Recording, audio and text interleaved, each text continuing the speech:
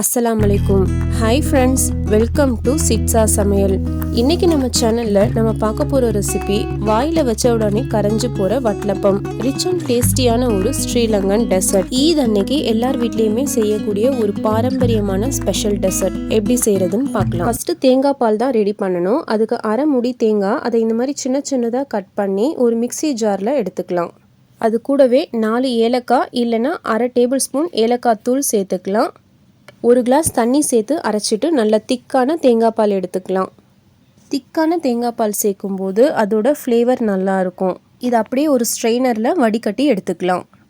தேங்காய் பால் இல்லைன்னா பால் சேர்த்து கூட வட்டலப்பம் பண்ணலாம். அதுவும் டேஸ்ட்டு நல்லா தான் இருக்கும்.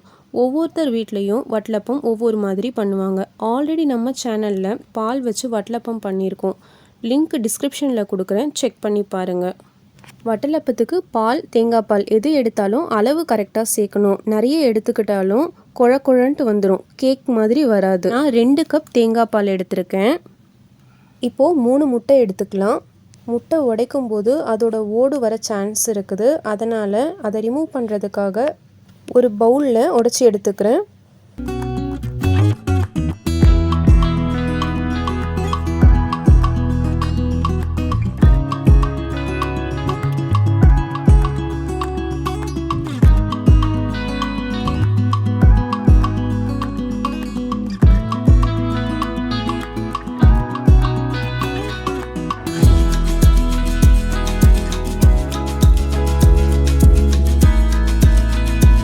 ஒரு மிக்ஸி ஜாரில் ஃபஸ்ட்டு எடுத்து வச்சுருக்கிற முட்டையை ஆட் பண்ணிக்கலாம். இப்போ நம்ம வடிகட்டி வச்சுருக்கிற தேங்காய் பாலை சேர்த்துக்கலாம்.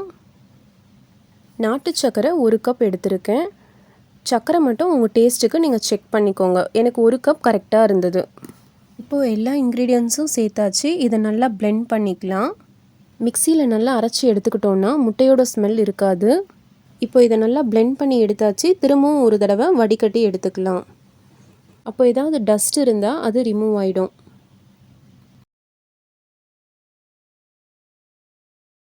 ஒரு ட்ரேயில் 1 ஸ்பூன் கீ வச்சு நல்லா க்ரீஸ் பண்ணிக்கலாம். இப்போது பிளெண்ட் பண்ணி வச்சுருக்கிற வட்டலப்பம் மிக்ஸை இதில் ஆட் பண்ணிக்கலாம்.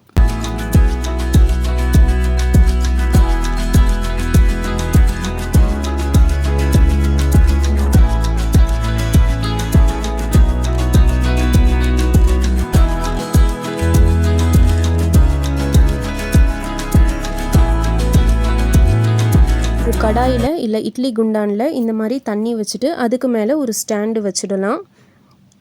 தண்ணி பாயில் ஆக ஆரம்பிக்கும் போது நம்ம ரெடி பண்ணி வச்சுருக்கிற வட்டலப்பம் மிக்ஸ் பண்ண ட்ரேவை அந்த ஸ்டாண்டு மேலே வச்சிடணும்.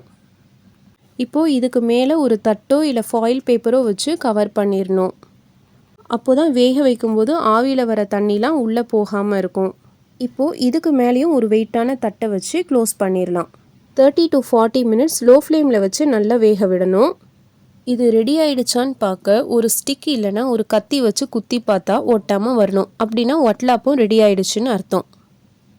இது அப்படியே வேறு ஒரு பிளேட்டுக்கு ட்ரான்ஸ்ஃபர் பண்ணிக்கலாம். கார்னிஷிங்காக மேலே நட்ஸ் நம்ம ஆட் பண்ணிக்கலாம்.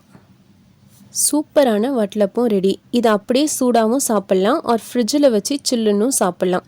பார்க்கவே எவ்வளோ ஜூஸியாக இருக்குதுல்ல. சாப்பிட்டா டேஸ்ட் அல்டிமேட்டாக இருக்கும். இந்த ரெசிபி பிடிச்சிருந்தா இந்த வீடியோக்கு ஒரு லைக் கொடுங்க. இது வரைக்கும் நம்ம சேனலை நீங்கள் சப்ஸ்கிரைப் பண்ணலையா? மறக்காமல் சப்ஸ்கிரைப் பண்ணிடுங்க. உங்கள் ஃப்ரெண்ட்ஸ் அண்ட் ஃபேமிலிக்கும் இந்த வீடியோவை ஷேர் பண்ணுங்கள். நிறைய பேருக்கு யூஸ்ஃபுல்லாக இருக்கும். எல்லாருக்குமே அட்வான்ஸ் ரமலான் நல்வாழ்த்துக்கள்.